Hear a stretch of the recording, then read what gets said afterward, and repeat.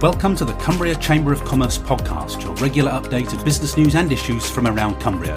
Find out how we support new business and help existing businesses to grow and flourish at cumbriachamber.co.uk. Now here's the Chamber's Business Engagement Manager, Julian Whittle, with the latest episode. Hello, I'm here with Paul Young, Operations Manager at ENGIE, to talk about opportunities for Cumbrian SMEs to work with the company's construction division, ENGIE Regeneration. We're actually recording this podcast at an event run by Cumbria Business Growth Hub's Supply Chain Opportunity Club. And the idea of the event is to introduce SME suppliers to ENGIE and give them an understanding of ENGIE's procurement criteria. Paul, tell me about ENGIE. I think a lot of people think of it as an energy company, but construction is a big part of the business, isn't it? Yeah, good morning, Julian. Although ENGIE is the fifth largest energy company in Europe, it can trace its roots right back to the building of the Suez Canal in 1858. Good grief. So you could say we've always been involved in construction. Yeah. Today we invest heavily in renewable energy and infrastructure, and the purchase of Cumbria Regeneration in 2017 was part of that strategy at a domestic level. Now, I believe you've won some major construction contracts here in Cumbria. Tell me about those. Yeah, we're just over the border in High Bentham. We have an extra care project for Housing 21. Yeah, that's North Yorkshire, just over the border. Just over the border. Yeah. And for the same client, we're just starting on a site near Oxenholme. Right. Again, it's an extra care scheme with bungalows for sale on that particular project. Details of the contracts of up-and-coming projects are still being finalised, so there's only really so much I can go into about those at this stage, although they are very close to being finalised. Okay. Anything else in the pipeline? Or? Yeah, we've got a couple of extra care schemes in the north of the county in Carlisle, another one towards Cleatamore as well. So quite a lot going on then. Yeah. Okay. Now, does this mean that you're actively looking for local suppliers and subcontractors? I mean, from your point of view, what are the advantages of using local suppliers? Yeah, very much so. From our traditional bases in the northeast and northwest, we can only service so many projects.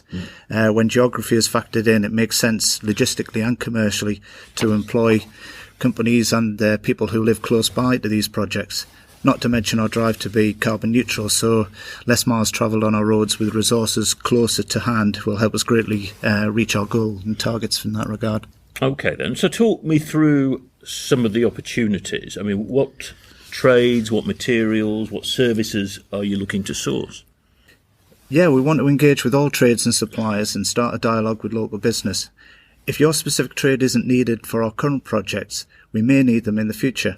So we want to look at lasting relationships, and this is really covering all aspects of trades, from ground workers, bricklayers, scaffolding companies through to M&E and plumbing, and of course the finishing trades. Okay, so I'm sure there'll be businesses listening to this podcast saying, "Yes, that's of interest. I could maybe work with ENGIE." How do they find out about tender opportunities, and how do they make contact with you? Right, well, events like today hopefully give them the information about future projects, and we'll continue to engage with them if they possess the appropriate services. We're expecting a lot of interest at this event, so we've partnered with Cumbria Chamber of Commerce to ensure that the communication is open and to field any initial inquiries. This will ensure that you always get a response. A lot of these projects will take time to procure, so please be patient. Righto.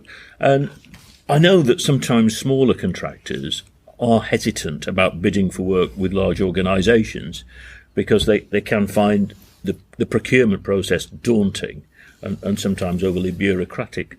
Talk me through your procurement process. Initially, we'd welcome discussion with companies and find out a little bit more about them, their turnover, workload, number of employees. They would be invited to tender for work, and if successful, will complete an application to our procurement and payment system, eVision. This is really only once the project is secured, so we don't waste valuable time of the SME filling in paperwork just for the sake of it. Right. The application is really fairly straightforward. Okay, so not too painful then? No. And another concern that smaller suppliers have when dealing with larger businesses is that they might have to wait a long time to get paid. I mean, the notorious example was Carillion, because before they went bust, they'd actually extended their payment terms to suppliers for up to 120 days. What's the policy at ENGIE? Well, just to give people a bit of reassurance, in the UK, we're going to turn over something like 3.3 billion, with $1 billion in regeneration and construction alone. The French government own 35% of ENGIE, so there's a bit of security there. So that's a very important factor compared to they know they will get paid. Exactly.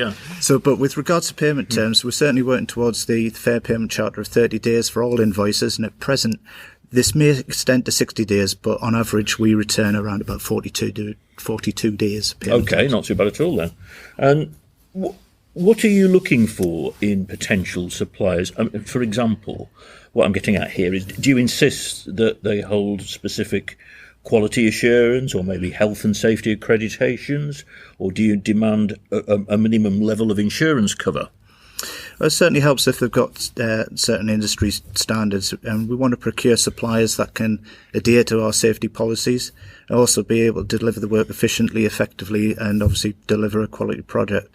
So things like insurances, very important that a company with more than one employee will have about £10 million of employees' liability cover. Subcontractors should also carry public liability cover of £5 million. Yeah. Health and safety, we accept most SSIP certificates, and you must be construction line accredited. So that would certainly help the process going forward. Oh, good. That's just good to know. In your experience, what are the biggest challenges faced by potential suppliers? What do they struggle with, and what are the most common reasons for rejecting would-be suppliers and contractors? That's a great question. I suppose the biggest challenge is creating that great first impression. This works both ways, of course. We want no surprises and a company that will do what they say when they're supposed to do it. Equally, we want to treat suppliers fairly and give them the opportunity to perform at their best. We have good systems in place, but they only work if all parties have a common goal and trust each other.